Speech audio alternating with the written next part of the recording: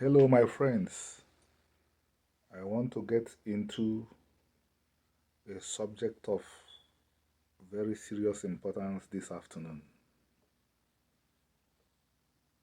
I want to get into this topic that people have called the lost tribes of Israel. I want to dive into it because I think there is a lot of inaccuracies attached to that discussion.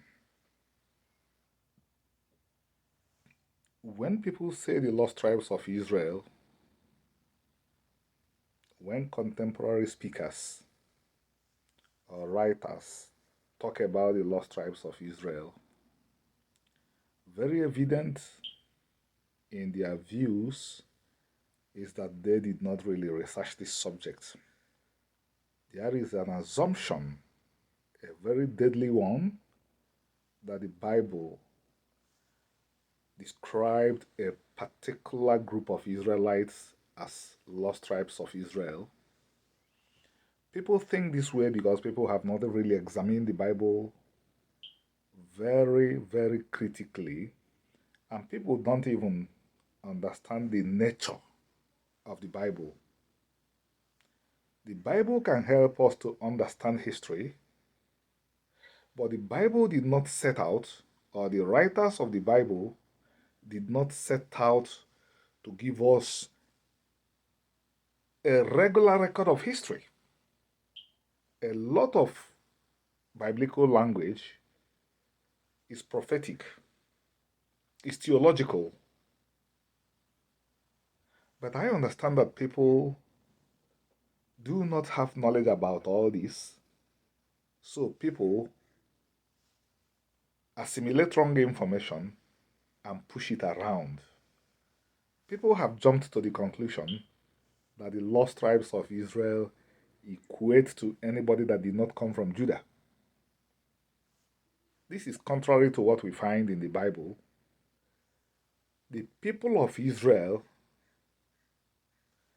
were living in the territories of Israel and Judah. The tribes were not living strictly in their own territories. Amos the prophet came from Judah, but he worked in Israel. So, if truly the Israelites were carried away, what happened to Amos? So he became part of the lost tribes of Israel. Because I noticed that this conversation is necessary. People have simply been thinking that the other tribes were nailed down in one place, while the people from Judah, some Benjaminites, and the Levites that dwelled among them were nailed down in Judah and the territory of Benjamin, and then the Assyrians came, took off the Israelites, and they became lost. No, this is too far from the truth. If you head into the book of Kings, if I'm right, the book of Kings, I think what I'm going to talk about now is in the book of Kings. The Bible writers told us that the Israelites in the cities of Judah followed Rehoboam. If you know the culture of the ancient Israelites, you would know that what the Bible is talking about is what I just mentioned. The Israelites had scattered throughout the territory of Israel and were living with their brother Israelites. If non-Israelites like Uriah the Hittite could live with them, how much more Israelites themselves?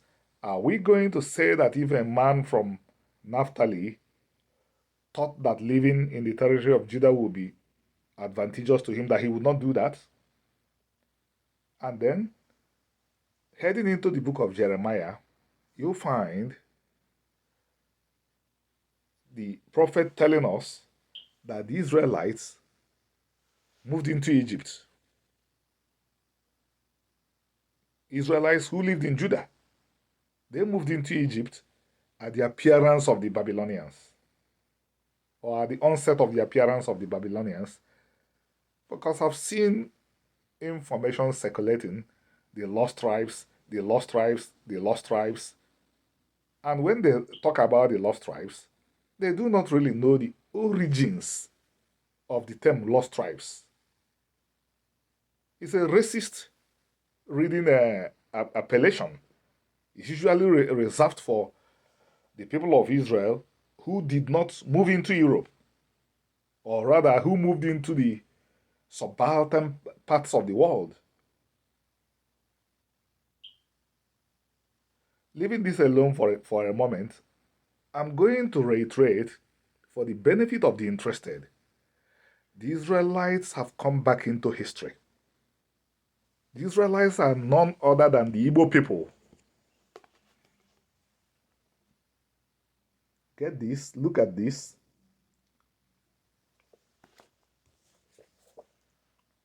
Also, get this, look at this. If you read these two books and you do not find the exact culture of the Israelites in them, never take me seriously again. People who do not work in academia do not know that the emergence of the Igbos has actually proved that the Israelites existed. Because archaeology has not given us sufficient evidence that the earliest Israelites existed. So, scholars, to be safe, simply said they could be mythical figures. But if you wade into Igbo culture, you begin to see those things that Abraham did. You begin to see exactly how Isaac married. The very same term that Ruth, the Moabite, by the way, you know the Moabites are distant cousins of the Hebrews. The Moabites were children of Lot. The exact term that she used to implore Boaz to marry her is the term used for marriage in my community Ozobol, my Republic Ozobol in Igbo land. Cover me with your garment. To marry in the Igbo language is covering with the garment. So, the emergence of the Igbos proved to us that the earliest Israelites existed. So, if we are serious, we should stop looking for the lost tribes of Israel and face the Israelites, have a discussion with the Israelites. The Igbos are the Israelites. The Igbos are the Israelites. If we thought they were lost, they were never lost. They existed. They formed, in 2,000 years, they formed the first confederation of Hebrew republics. Read this, and if it doesn't make sense to you, let me know. Let us have a debate. Still existing today, in spite of all the harms suffered by the people, in spite of all the injuries, head into it, land is divided exactly the way Joshua divided the land of Israel. All the practices we never knew we would find again, we find the Igbo still doing them today. Samson was a Nazirite.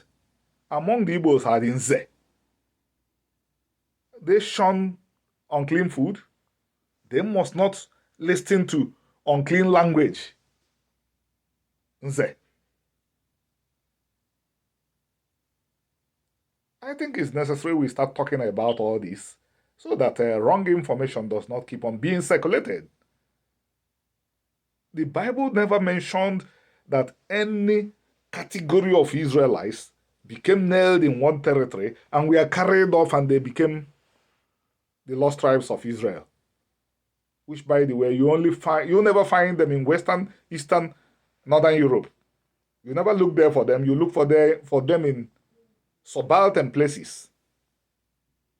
These are critical matters. These are matters of critical importance, and they concern my nation.